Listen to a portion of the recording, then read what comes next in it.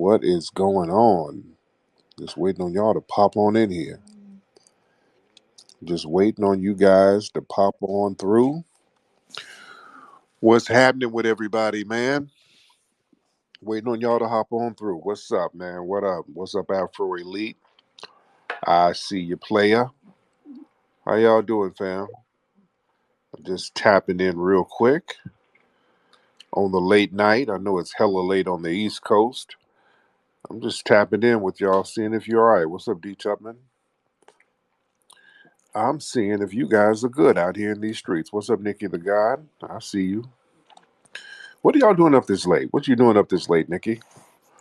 Aren't you in Valdosta, Georgia, somewhere? What you doing up this late? Um, but I'm here, man. Just chopping it up, man. I haven't done a Twitter live in a few days, and I've been very, very busy throughout the day getting the museum together. The museum is coming along, very lovely. You guys are going to be very, very pleased when you come to visit the museum. And remember, we're having a big grand opening and a screening out here in Los Angeles at the Hidden History Museum, February 25th. That's Saturday. That's next month. We're having a big, big, big, big premiere of the film American Maroon, grand opening. It's going to be a dinner, party turn up. It's going to be a festive day, Saturday, February 25th, and I will give you details on how you can be a part of that history making grand opening, ladies and gentlemen. So y'all have to follow me and stay tuned. You got to follow me and stay tuned. But I digress. Just trying to see what's going on out here. Y'all hear about all these shootings happening, all these mass shootings. Um, there was a couple that happened out here in LA, well, in California. One happened in Monterey Park, another one happened up in the Bay. These older Asian males committing these mass shootings that were similar to the other one that was down in Orange County, like some months ago, by an older Asian male. Uh, they're trying to figure out how to blame us. They want to blame black people so bad. Do y'all understand? They want to blame us so bad for this. They want to find a way to tie us in. One of these websites, one of these Twitter pages that talks about a lot of Asian hate crimes and all of that, which is really an anti-black page. They tried to do a clumsy black tie-in, and they got their page dinged. I retweeted it, but you can't see the tweet now. They said something like, "Well, the real problem ain't Asian and Asian crime, is black harming Asian people." And that tweet got taken down. It got reported and taken down, rightfully so. Finally, Twitter's doing the right thing with a lot of this anti-black racism. They're desperate to try to tie us in. They just don't know how to do it. They just, because we ain't got nothing to do with this nonsense. All that pointing the finger at us, and they should have been looking at the ops within their own community. So now they're trying to find some little clumsy way to tie us in. They'll figure it out. They're gonna say something. So y'all be ready for that in the next couple of days. They're gonna try to tie us into this stuff, just like out there at is it Virginia, where the white kid shot the white teacher, and they keep showing blurred images of a black kid. Several media outlets keep showing a black kid. Black kid had nothing to do with it. A black kid had absolutely nothing to do with it. So we got to really understand propaganda out here. What's up, brother McCall? Shout out to my good brother McCall, my LA brother McCall out here. Well, he's overseas, but shout out to our brother. So we got to understand propaganda out here, ladies and gentlemen.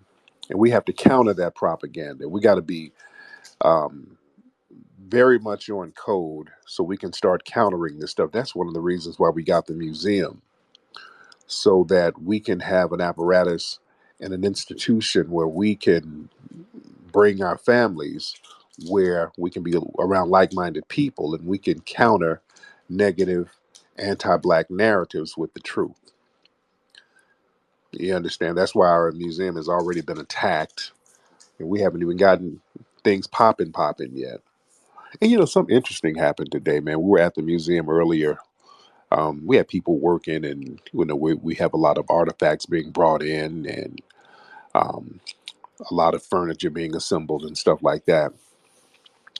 And I got security up there, and we're getting a lot of deliveries. So we try to keep everything under wraps, but when deliveries come, we have to open the doors for about 5-10 minutes when we get deliveries. And man, FedEx was up there. They were bringing in some chairs, and then a crackhead came up in the building, dude.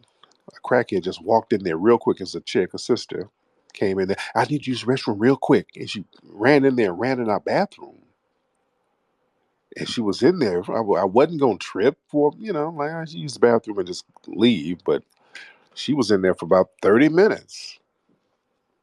So I had to get the security to get her ass up out of there.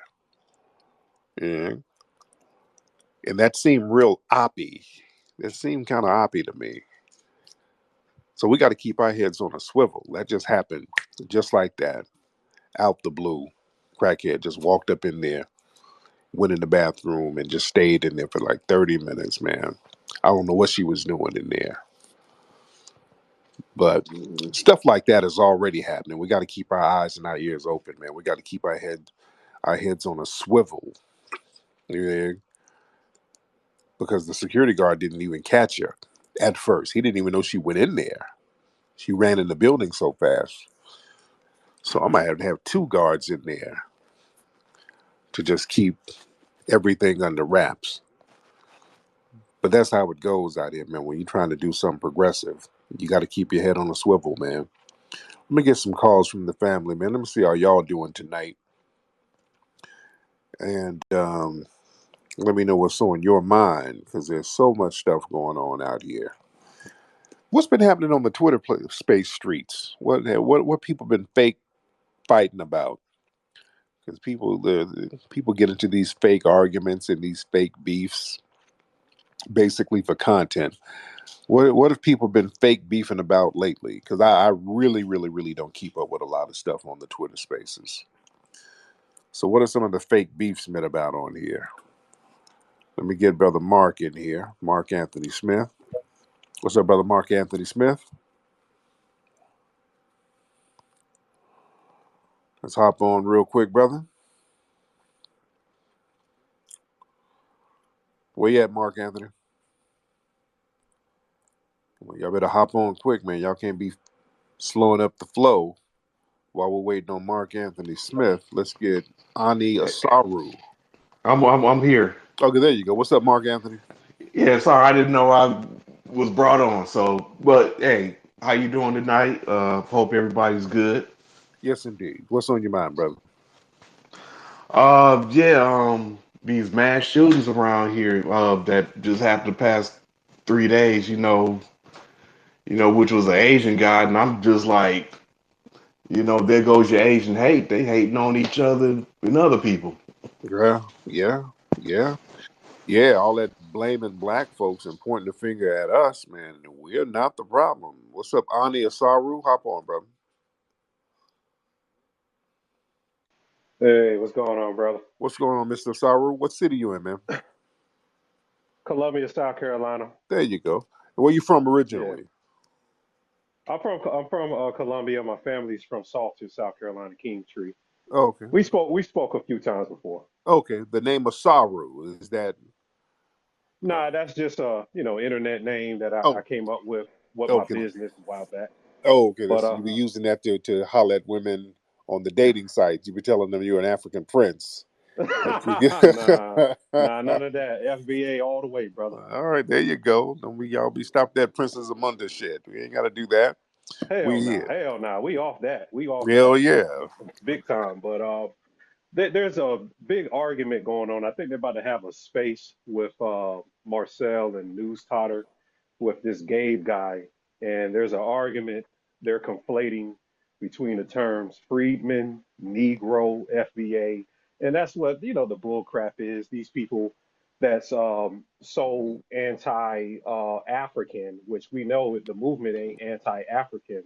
It's against people who's trying to stop us from our reparations. They're kind of blurring what we're saying about, disseminating who are for us getting reparations in this country versus the tethers who are coming behind us trying to, slow down the movement, which sometimes they are from other countries, but there's people inside of our own culture that does the same thing as well. And they're so anti this gay guy. We got to watch and keep our head on a swivel with what they're doing with that. I don't know much about the guy yet, so I'm trying to Right. hear what he has to say. So we'll vet him tomorrow. But I'm just giving you the rundown of what is happening in the Twitter streets right now. Got it. Okay, so thank you so much, brother. So people are still on that Gabe guy thing. My thing is, look. If the Gabe guy, if he's cool, he's cool. If he's not, just don't rock with him. If the gay, just don't go on and on and on about this dude. And it ain't that serious as far as I'm concerned. And I said, wish my dog shut the hell up with this damn snoring, man. Shut up. But yeah, the Gabe guy, people are just, it's just dragging. It's just kind of dragging on and on and on. And I'm not confirming or denying whatever the guy is about. I don't know. Don't really care. I know Marcel is our brother. We're going to have Marcel speak at the Dallas Expo. We're going to bring Marcel down. We're going to have him break down some game about education. So we're going to have Marcel there. We got a lot of phenomenal people that's going to be there. Dr. Boyce and his lady's going to be there. Um, Riza Islam, Vicky Dillard, man, so many of us. Tahuti Mayad Ra. It's going to be a phenomenal event. It's going to be a phenomenal event. So yeah, brother Marcel is going to be there. We got Marcel coming down, and you know, everybody ain't going to disagree with the same thing all the time. That's just what it is. That's life. We don't have to have an echo chamber. We can have differences of opinions. We can support certain people that other people may or may not agree with. But the thing is, at least as long as our brothers and sisters stay on code with each other, we're looking out for the best interests. We're trying to make sure everybody's going to be empowered. Just bickering back and forth about names and all of that. That's that's useless energy, man. We got to really spend our energy in more constructive manners, guys. We got to spend our energy in a more constructive manner and not focus on little. And to me, that shit is petty.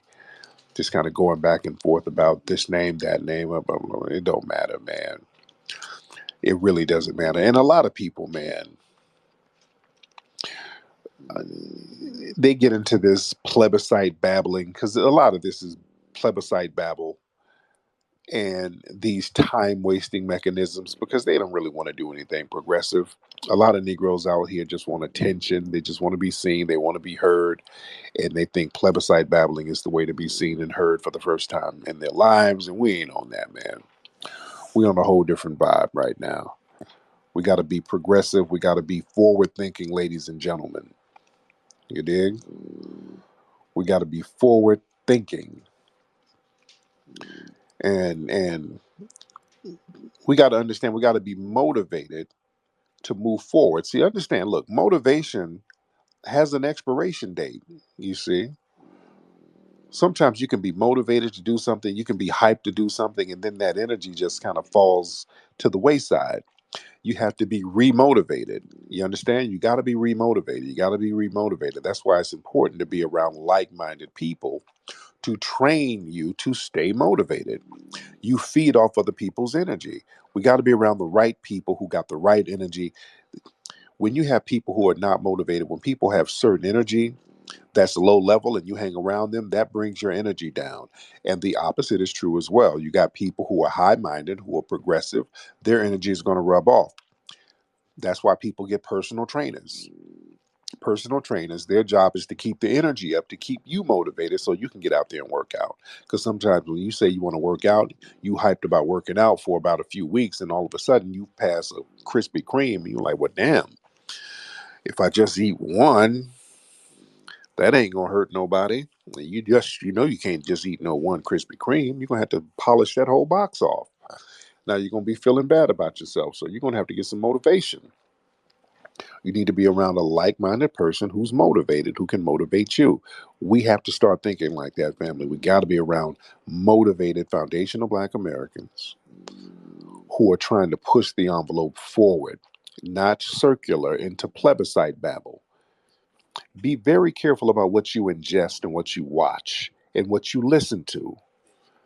You dig? Listening to people babble in circles, that chips away at your energy, ladies and gentlemen. You don't want to do that. You don't want to have your energy chipped away. Be around progressive people.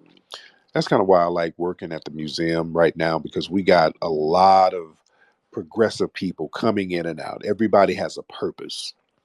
We've hired so many people to do so many jobs, and people are so thorough.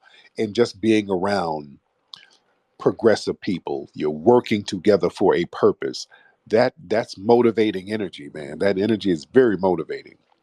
When you get around people and you guys are working constructively for a particular goal, that's going to keep you hyped. Arguing about the same shit over and over is corny. Please cut that out, because it's a time wasting mechanism. People was talking this Gabe shit. Y'all been talking about that for 2 weeks, right? I didn't give a damn about it 2 weeks ago. And niggas are still talking about that bullshit. Who cares? Who gives a damn? Man, y'all get out that Gabe conversation bullshit and leave it alone, man. Let's focus on other stuff. We got bigger fish to fry out here. If y'all don't trust the dude, cool. Don't trust him, don't rock with him. You ain't got to rock with him. Be like my brother Ice T. Ice T famously said, "Hey, I don't trust Jerry Heller." That's why Ice T was one of the few people out here who never worked with Jerry Heller. Jerry Heller worked with a lot of West Coast artists out here and screwed a lot of them, allegedly. He didn't screw Ice T because Ice T knew the minute he met him. He's like, I don't trust this fucking dude. I ain't working with him. And Jerry Heller admitted it. Jerry said, "Hey, yeah, I met Ice T. Ice said he didn't trust me." I was like, okay. And Ice never bad mouthed that man publicly. Ice never dissed him publicly. Ice T, and Ice is my brother, by the way. Ice is my guy. Ice T has never really bashed Jerry Heller publicly. He just, I don't fuck with him. Next. I ain't about to harp on this dude. I don't trust him. Something about him ain't right. My hustler instincts are tingling. I ain't rocking with the dude. And we see what, Jerry Heller's get down was. Ice had a pretty good hunch. He didn't harp on it. He just kept it pushing, kept it pressing. Sometimes you got to keep it pressing. This Gabe guy, if y'all don't like the Gabe guy, don't rock with him. You got to listen to him. Don't rock with them. Yeah, that's what we have to be on. Let me get some more people in here. Let's get I can't read for shit with my. I need some glasses, man. I'm getting old as hell. Holland, what's up, Holland? Hey, what's going on, Tariq, man? Long time, man. I haven't talked to you in a while, bro. Shout out to everybody. Shout out to the room. Um, I Yes, do want to sir. give a special shout out to my sister D Tubman, man. D was one of the first people I ever got to really interact with. She even reposted on her YouTube page a little thing that I shot of my family and whatnot, just recapping and showing off my FBA-ness or whatever. So shout out to D. Yeah, Tariq, man, did you see this story about Usain Bolt getting basically robbed for 12 million? yeah, man. His was it his attorney? Not his Oh, attorneys, but some kind of investment firm. who It's was an it? investment firm. Yeah, investment Yeah, firm. man. So again, like you're 100% right, man. We doing infighting and all this other mess, man. And then you got people and entities and groups that are pulling this stuff off that'll still come over here and would absolutely try to do the same type of stuff, man. But I mean, they left my brother with 12,000 in the bank, man. So Damn, yeah. damn. So I just talk if you want, just man, touch on that a little bit. But yeah, brother, keep it up, man. We really appreciate you, man, and I'm looking forward to the expo. Thank you so much, bro. I appreciate you. Yeah, man. Listen. Let me talk to my island folks. Let me talk to my island people for a minute, because this is the thing. Usain Bolt is an island guy. A lot of the y'all, man, look, sometimes, man, y'all better know who not to trust. I bet that was a white firm that he was dealing with. Sometimes, man, y'all get around these white folks and y'all trust them too much, and they end up sliding up in you. They did Uncle Luke like that. Luther Campbell, he's on the Twitter Spaces. Luther Campbell got did in. He brought this white, this dude Joe something. I forgot Joe's last name. But the white dude, he brought him in as kind of a partner to a certain degree. And then the white dude ended up finessing the whole Luke catalog. That white boy took Luke's record company right from under him. The white boy owns it now. Little Joe, a gay white man down in Miami. Yeah. And Luke, remember, Luke is Caribbean. Luther Campbell's Caribbean. Y'all better stop coming over here when we tell y'all, hey man, watch these folks, man. When we tell you to watch these folks, y'all better believe what we're saying. These people will do you in. See, we have an innate distrust for the dominant society. And then we get criticized for having a distrust for them. No, nigga, we're justified in having a very healthy distrust. We're very justified in having a healthy distrust. We don't trust them. We'll do business with them, but at the end of the day, and in the back of our minds, we're like, hey, let me not give this person access to all my money. Yeah, I have to trust him a little bit. He might do the right thing, but just in case he don't, I ain't gonna let him know where this other $4 million is stacked up. I ain't gonna tell him everything. We kind of have that mentality. It's like James Brown. James Brown would tell people, hey man, you better bury your money in your backyard. James Brown didn't trust shit. That's what James Brown. We underestimate how much stuff James Brown owned. James Brown was like, hey, I'm gonna buy my own record label. I'm gonna buy my own radio stations to play my records. James Brown, he stopped trusting the dominant society so much. James Brown bought his own pressing plant. He was up there pressing his own records in Ohio. He had a pressing plant up there from top to bottom. He was controlling his joint from top to bottom because he didn't trust the dominant society. He's like, they're not going to screw me like they're screwing everybody else. You know how they were doing in the 50s and 60s. They were raping cats in the 50s and 60s. And James like, nah, no, no, no. We're not playing that game. You see? So we have a healthy distrust. What's up, First Them? First Them News. Let's get let me see. Anti-Love Life. Let's get Anti-Love Life. All right. Anti-Love Life. Let's see what you're talking about, man. What's going on, Anti-Love Life? What up, brother? What's up, man? How are you, sir? I'm good, man. I've been catching on your game for a minute, bro. I've been loving your content, man. Man, I respect that, man. What city you in, brother? I live in Sparta, Georgia. Sparta, Georgia. My man. What else is on your mind tonight, bro? Man, I've been looking at y'all reparations, man. Y'all got me motivated like crazy, bro. I've been enjoying that. No doubt. How far is Sparta from Atlanta? Sparta about probably about 2 hour trip away from Atlanta. Got it. All right, thank you so much. You reminded me of something too. Thank you, brother. You know, down in Atlanta, they're trying to build what the community, they've dubbed it Cop City. This is some insidious stuff they got going on down in Atlanta. So what the police basically they got access to all of these acres of land down there in Atlanta. This is what they were kind of protesting about the other day.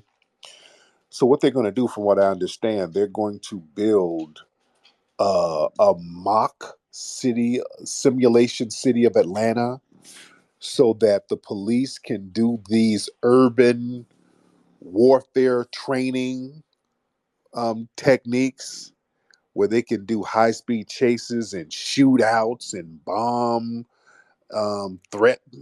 It's some real Rambo RoboCop shit they got going on, and the people, rightfully so, they're against this, as they should be. And they've been planning this for a long time. I talked about this stuff for a long time, where they got these facilities. I'm gonna pull up some tweets. I got to find some of the tweets where they get these facilities and they sit up there and practice on what they're gonna do with black folks.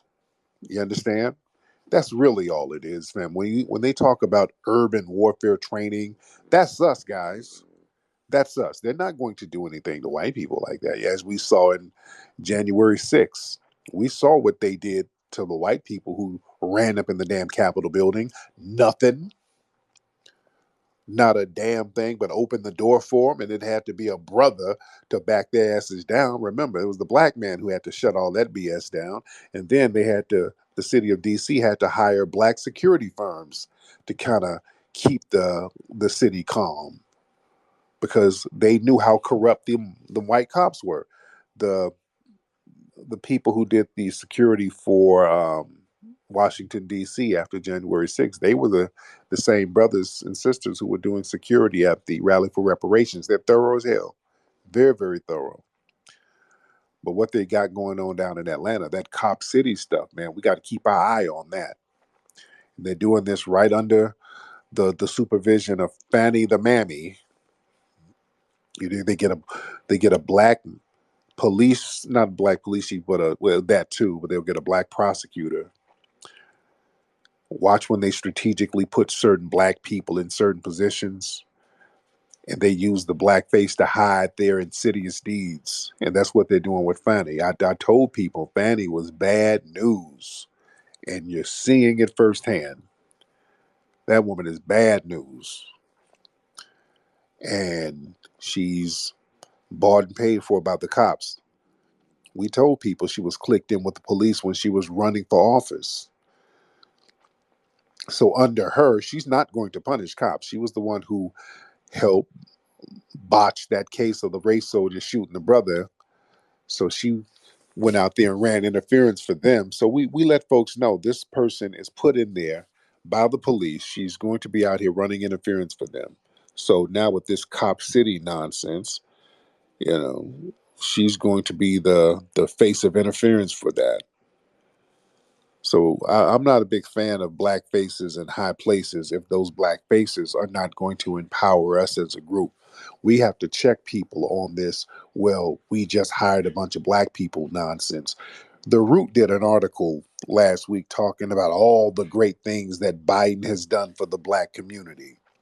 And it was a bunch of symbolic mumbo jumbo. Well, Biden had hired some black Supreme Court judges. He put more people on the bench who's black. They done hired some more black people at the HBCUs. And nothing. These are nothing burgers.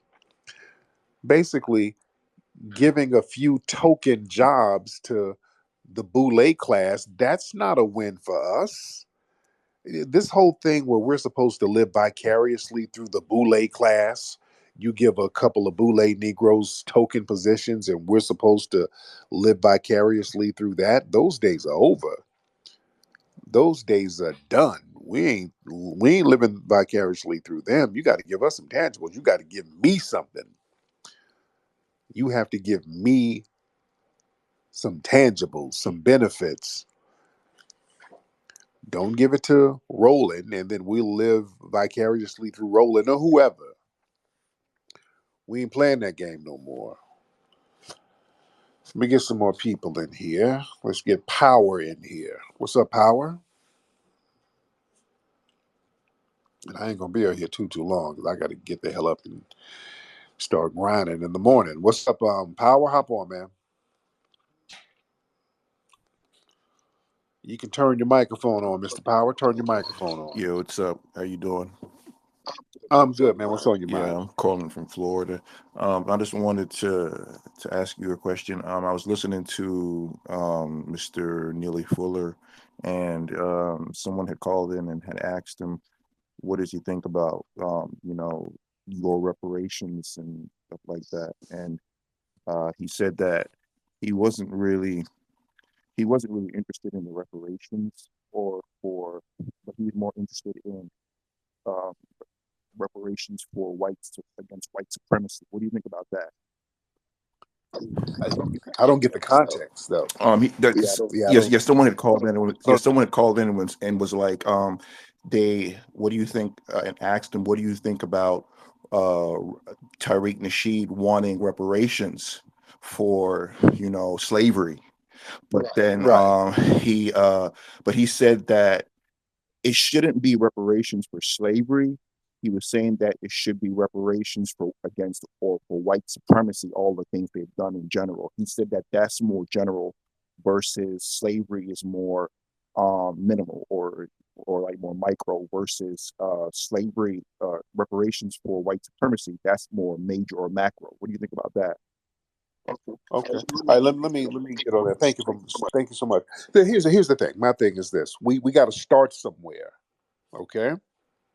Now again, I didn't listen to Mr. Fuller. And sometimes people can relay information and they don't put it in the right context. So I can't speak against Mr. Fuller. I won't do that.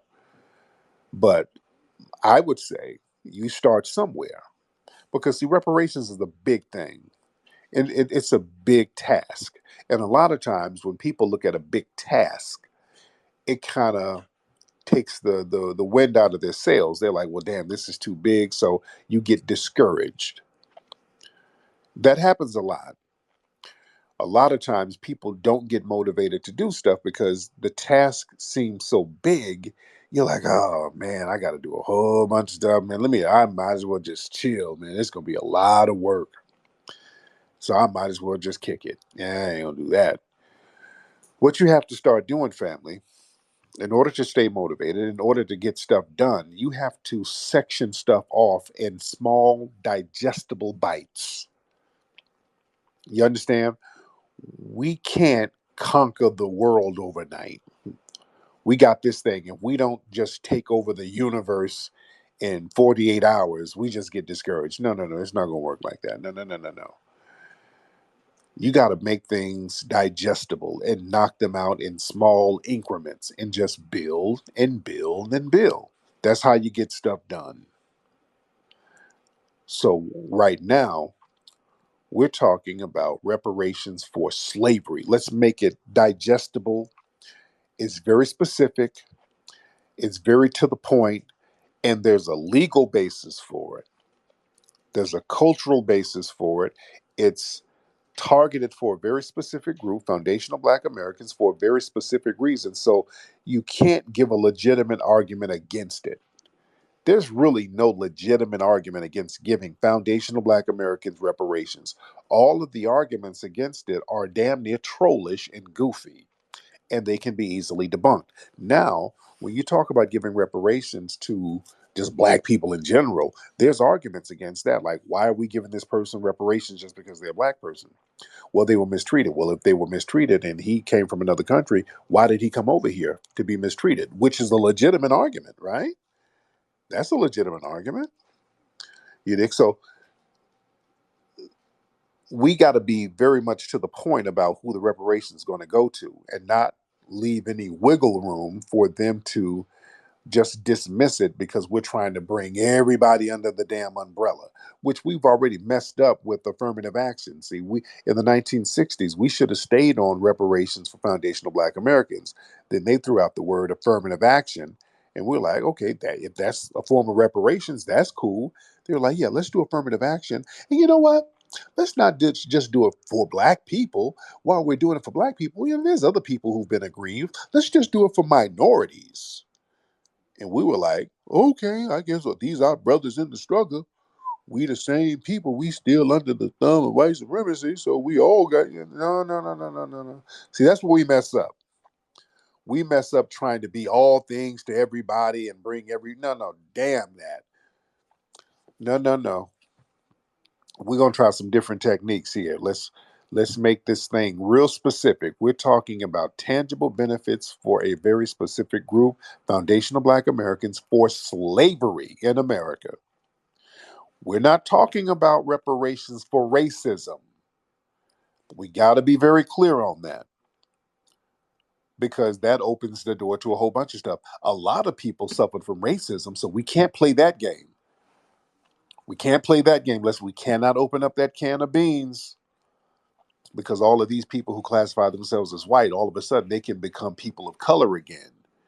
All these people who fought to be white, if you say we're going to give reparations money for people who suffered racism, well, hell, I'm a white Hispanic, but today I feel more Hispanic, and as a Hispanic, I've suffered some racism, so let me get a check. See, Can't play that game. And once they get a check, all of a sudden they're white again. No, we need reparations for foundational Black Americans, for a lineage group. Now, later on, once we get this claim taken care of, then we can start hitting up other folks who owe. We can hit up Britain. We can hit them up. We can hit up France. You know, hit up Spain. We'll holler at them. Holler at some of them African nations. Uh,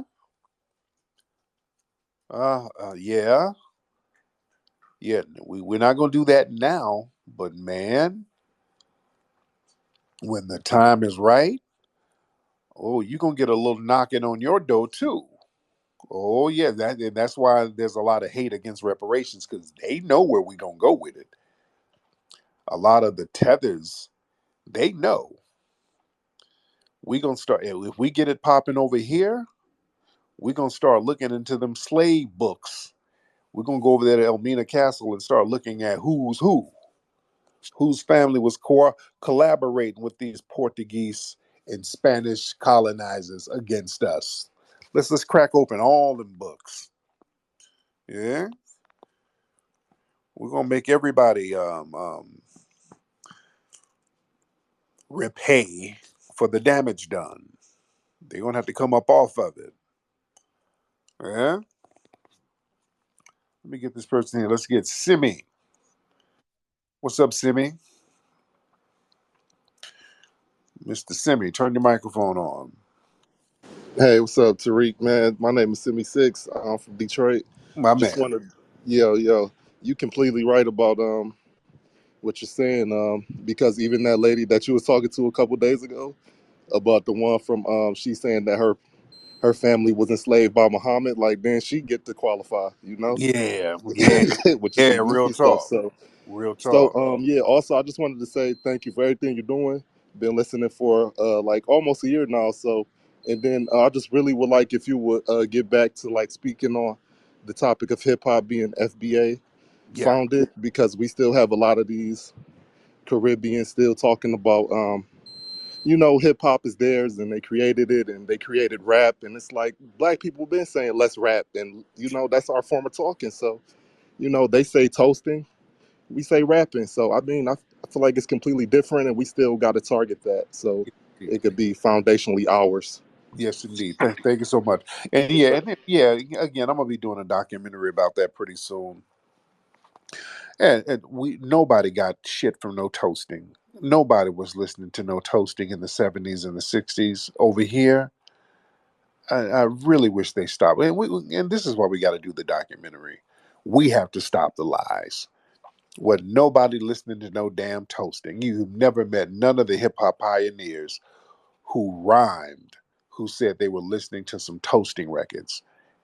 And Herc wasn't even playing them over here. These are facts. Herc said he wasn't playing Jamaican records. So where did we get some toasting from? We didn't get nothing from no damn toasting. They've been telling that lie for 40 years. We've always rapped over here. There's rap records, black folks rhyming over beats, atonal rhyming. Guess that's what rapping is. You're not committing to a tone. You're not committing to a melody. You're doing atonal rhyming over a beat. That's what rapping is. We've been doing that shit on record since the 1920s. There's records from the 1920s where people are rhyming without a melody. They're just rhyming atonally over a beat, over the music. You understand? We've been doing that. And we're going to talk about in the documentary that we're going to start doing. We're going to talk about the real origin of hip hop really coming out of the Carolinas.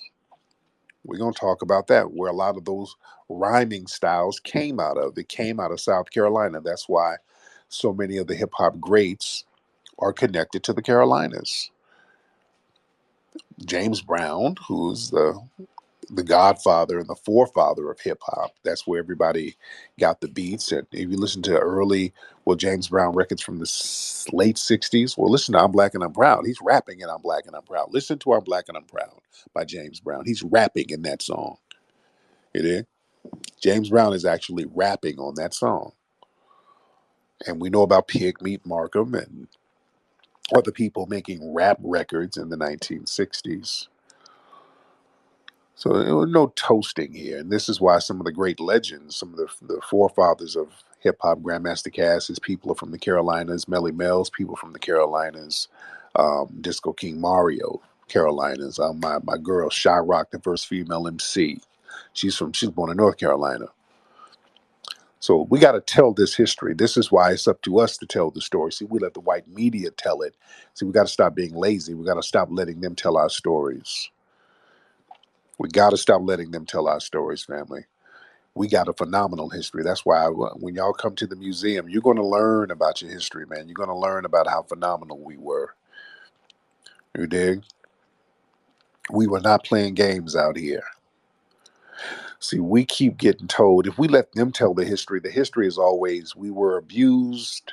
And one day in the 60s, white people felt sorry because John Lewis got beat up.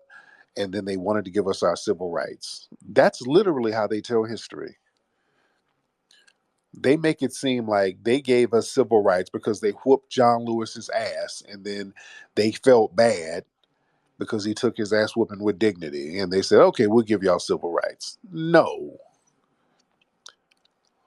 We were out here whooping ass. They don't tell you about the black folks who was whooping ass. Black people were whooping ass in the 60s, putting in much work. Black people were out here blowing stuff up that they don't tell you about. Black folks was out here hijacking planes left and right in the 60s and 70s. They do not tell you this stuff. Black people were up here jacking planes and say, hey, stop by that bank and get $1 million. And they get the money and go over to Algeria and Cuba. They were doing, black folks was with the business back in the day, dude. They don't tell you this stuff.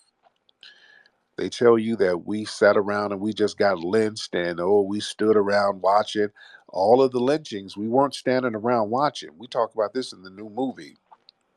We weren't just standing around watching. There was some black folks fighting back with them lynchings. There was a brother, Robert Smalls out of Charleston, South Carolina. This badass brother. He was a Civil War hero. He was a former slave, became a Civil War hero early 1900s. They found out they were about to lynch a couple of black boys in Charleston. I think this is around 1913. Brothers Robert Smalls said, you know what? He went to them white people and the leader of the lynch mob. He said, listen, I'm gonna say this one time. If you lynch them boys, we fucking every white person in this city up. We burning this bitch down. And the white people backed off his ass too. You understand? They don't tell you about brothers and sisters who roll like that. They don't tell you about them. We better understand our foundation of Black American history. They don't want to tell us about these people because you'll get inspiration from these people. They don't want to tell you about the riders and the people who stood up to these white supremacists. That's why they don't tell you about the Black Seminoles. They act like, boy, they don't even exist. The new movie American Maroon, we're breaking that history down. This is a very important history lesson in this new film. And it's a clean film. We don't really use too much profanity in it. When you get the film, share the film with your children because we're going to have to start drilling empowerment in our babies' heads because the stuff that they're doing in these schools right now is so damn sick. I saw a video somebody sent me, and they had this white liberal teacher up here with a black doll talking about asking the other students. It was a bunch of white and Hispanic students. I think there might have been one other black student in the class, but they had a black doll, and they were like, what do you think this doll is? It's a boy. And the other student, it's a girl. Well, actually, this doll is non-binary. Can you say non-binary? I'm like, oh my freaking God, man. And this stuff, they're pushing this nonsense heavy, man. They're pushing this sick because it's sick because it's grooming. You know where it's going to lead to. There's no constructive reason to teach children about any type of sexual identity like that. You dig? It's a sick, perverse thing, man, and we should call it out for what it is. We don't let them normalize that. We don't let them normalize. It's a sick thing, dude. And yeah, when we call it out, they attack us like when we did buck breaking. Boy, they did not like me doing buck breaking. Oh, they were attacking me left and right. But that's the cost of doing business, man. I'll take that risk to save our children. We got to stop being afraid to take risks for the kids out here because our children are under attack with this filth that they got out here, man. This ain't cool. I'm never going to sit around and normalize that bullshit. I'll be out here by my damn self fighting. If that's the case, I'm not sitting around with that buck breaking nonsense that they're trying to push on us because it ain't cool. It's the same thing in slavery. It's not nothing progressive. We don't get anything tangible from these people. The things that we need, we don't get. When we need housing, we are told to kick rocks. We need jobs, we're told to kick rocks. We need loans, we're told to kick rocks. We need capital for our businesses, we're told to kick rocks. We want reparations, they try to tell us to kick rocks. And then all of a sudden they volunteer all of these resources if we identify as non-binary. So all of a sudden there's a blank checkbook if we want to identify with non-binary. Oh, we got all the money in the world for you now, nigga. You want to put a dress on, nigga? Come on over here and get this Oscar award. Come over here, Billy Porter, with your talentless ass and get this Grammy or whatever, the Tony Award or whatever. When we want to do something non-constructive, they got a blank check for us. You see?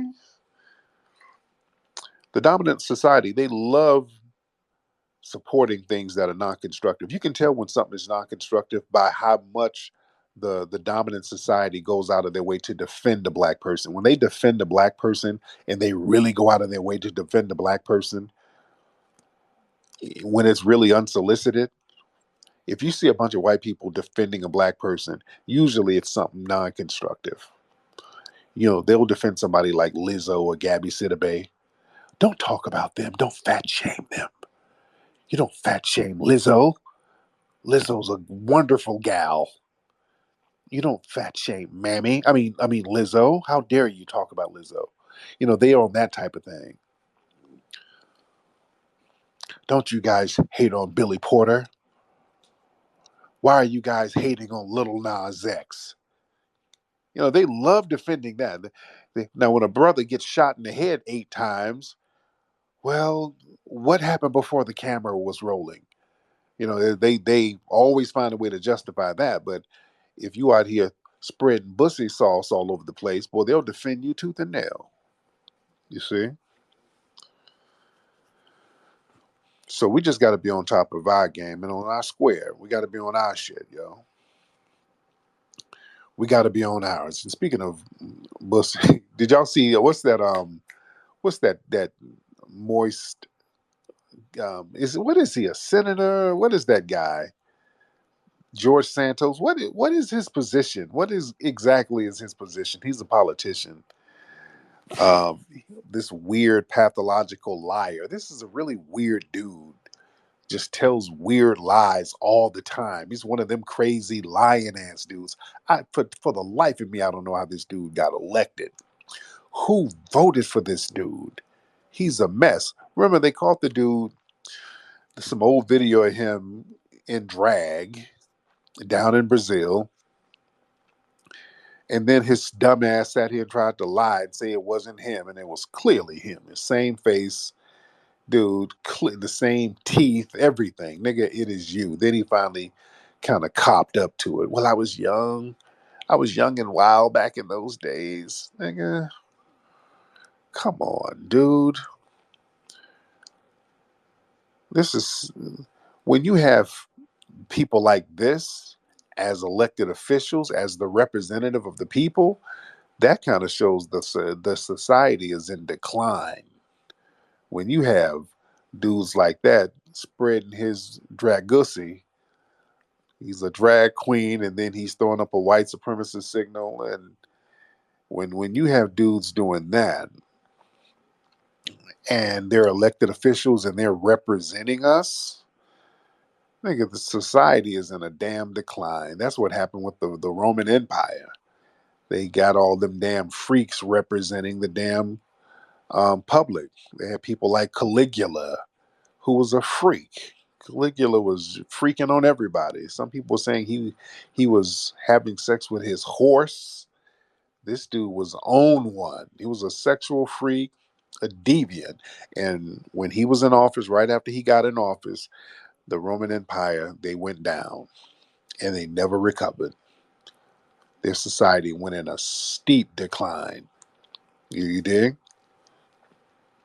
So we got to start watching and checking degeneracy too, because we got to stop normalizing degeneracy within ourselves. See, this is why we got to be around like-minded people. It's very important for us to be around like-minded people who can motivate us to be constructive. That goes back to the motivation thing. That's why we're having the expo down in Dallas, May 27th. Everybody can come on down. Go to fbaexpo.com to get your tickets and become a vendor and be around like-minded people. That's why y'all need to come to the Hidden History Museum in LA. We open next month. Come to the screening. It's going to be a phenomenal event to be around like-minded people, people who can inspire you and motivate you, people you can connect with and click with.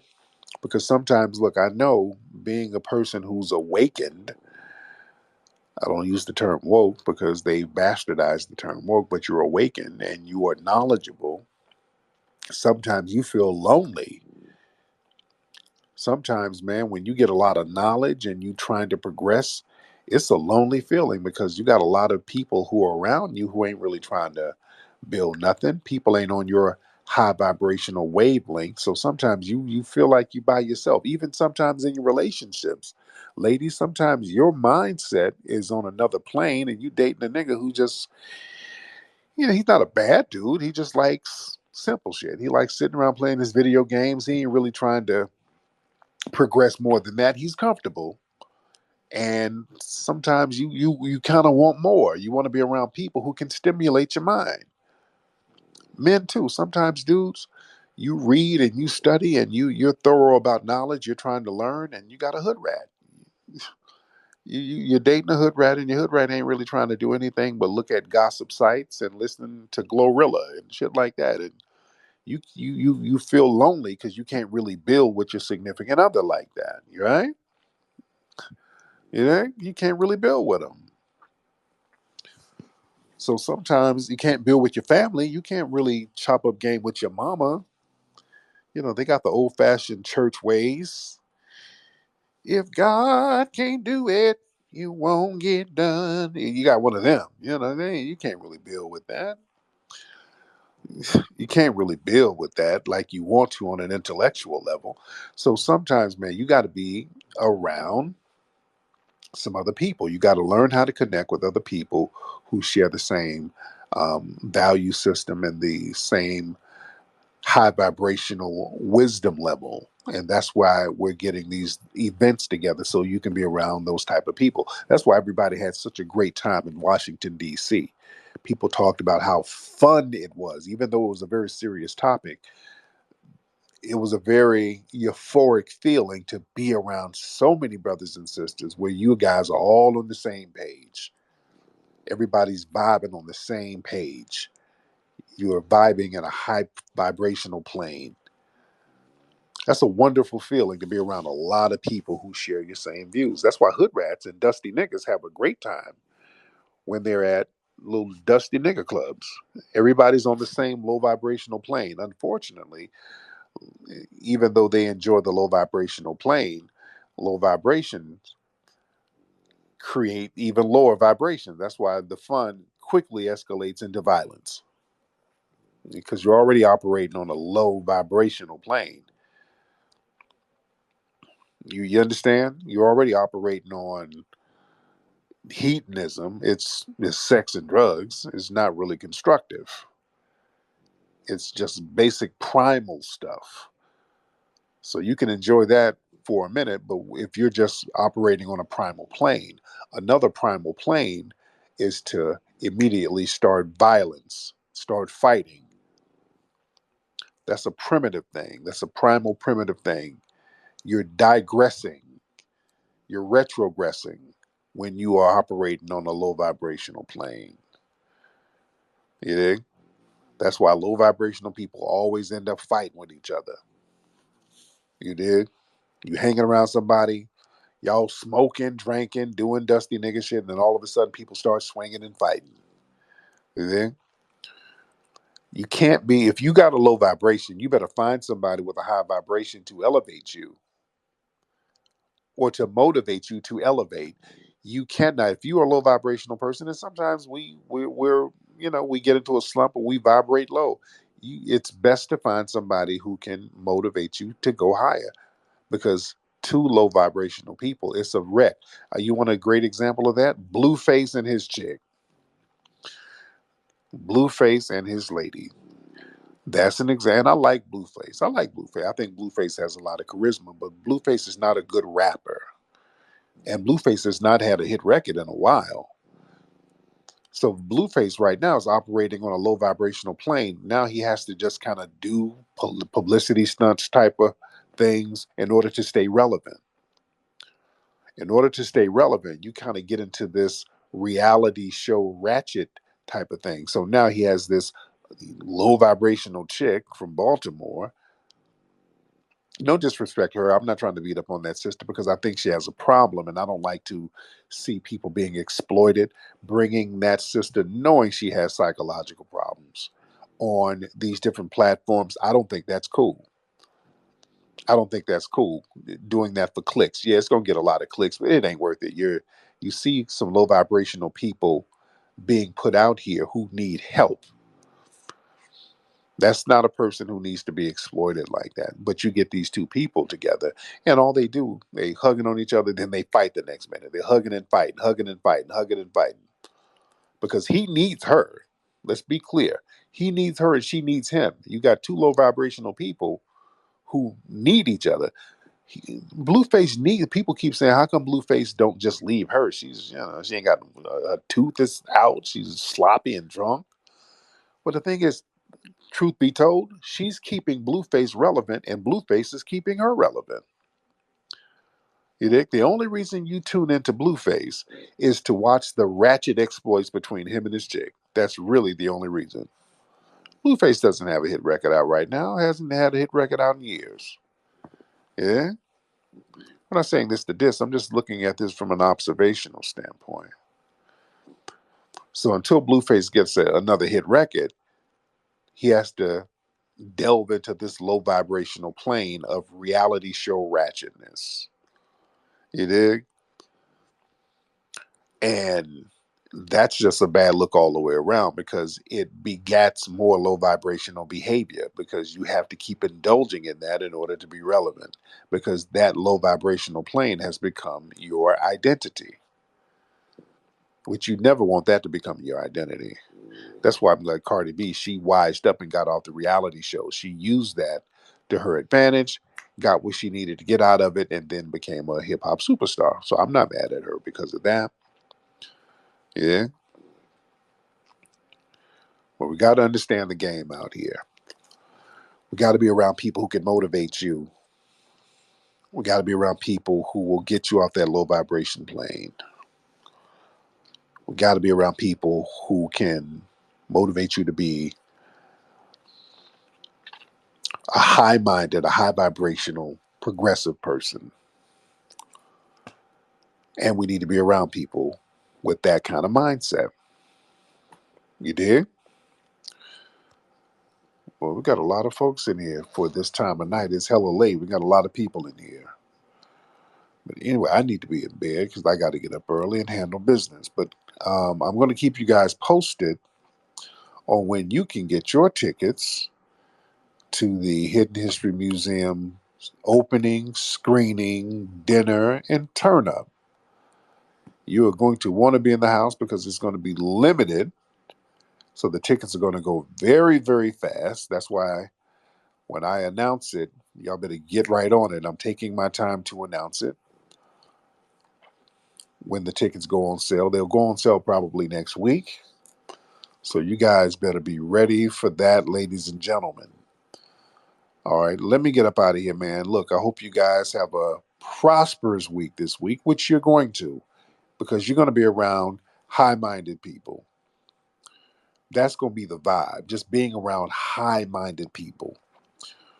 We got to stop being around this low-level, non-productive energy that just drains you of all of your intellectual strength. You see, what you ingest, you project. If you keep ingesting negative nonsense and non-constructive nonsense, you're going to just be the kind of person who engages in negative nonsense, and you're going to start projecting negative nonsense. You're going to reflect what you ingest. If you ingest constructive information, you be around constructive people, the outcome is going to be constructive. You will start being more successful in the things you do. Guaranteed. You will be more successful in the things you do. Family, the thing is, two things can't operate in the same space at the same time. You dig?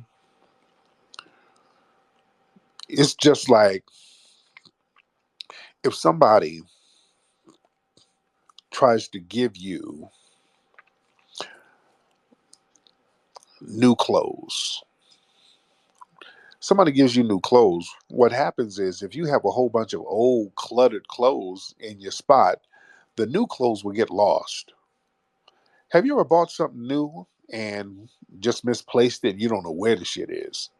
You bought something new, you bought some new clothes or something, and it done got mixed up with all the old bullshit. And you're like, damn, where did that? I just bought a brand new Versace shirt. I can't find that shit nowhere. You ever bought something real fly and just can't find it? You just all of a sudden you can't find it. Like, damn, I bought this fly ass shirt, man, and I can't find it for shit. And you're looking all over for it. You can't find your stuff. You got to dig them because you got so much clutter in there. The positive thing, the new positive thing that you got, it got absorbed in the damn clutter. Got to get rid of the clutter. That's why when you get new shit, you don't have anywhere to put it where you can easily find it because it's so much clutter in your joint. You already got clutter all around the place. Because a lot of times we get old clothes, we don't want to throw them shits away. We keep them in the drawer. You keep them in the back of the drawer. You ain't worn them in 6 months, something about them. But you say, maybe when my shape get better, I'll wear it. Ladies, now you know there's a dress in your closet right now that you've been lying to yourself about. Ladies, there's a dress in your closet that you got and it didn't quite fit right, but it's a fly dress. The dress looks good. And you sat here and said, all I got to do is get some of this gut off and I'm going to put that dress on. Oh, that dress is going to be the bomb when I just get this gut off me. I'm going to put this waist trainer on. And man, that gut ain't going nowhere. That gut, you've been up here eating catfish nuggets and drinking milkshakes and eating Wendy's fries, and that gut ain't going nowhere. And that dress is looking at your ass, shaking its head. Like, bitch, take me back to Forever 21. You dig? Get that dress up. Get that out the closet so that you can bring something new in that closet. You understand? Get that dress up out of there. Stop playing. Get something that's going to complement where you are. You dig? Get something that's going to, because you can, no matter what size you are, you can put a little nook and cranny here and there, and you can complement your shape, and you're going to look good. But don't be in a fantasy world trying to perform magic on your goddamn body.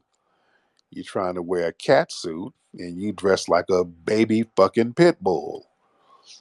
You know? That's not going to work. You got to be true to yourself. And you're going to be happier for it when you're true to yourself.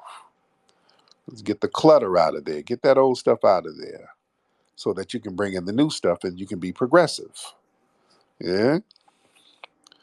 That's how you got to do it. Anyway, y'all, let me get out of here. I'll be on here all night.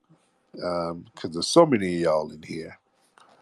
But anyway, guys, go to FBAExpo.com and get your tickets for the Foundation of Black American Expo happening in Dallas.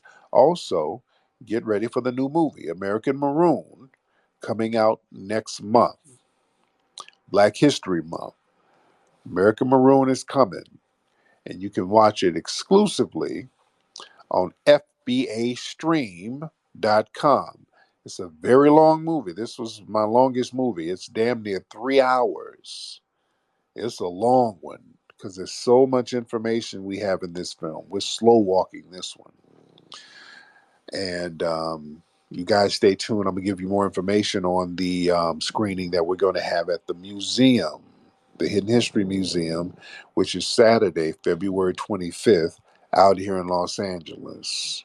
It's going to be absolutely phenomenal. Anyway, guys, it's been real. Thank you guys for tuning in. Papiakute and Lalevuve to the family. Y'all be good.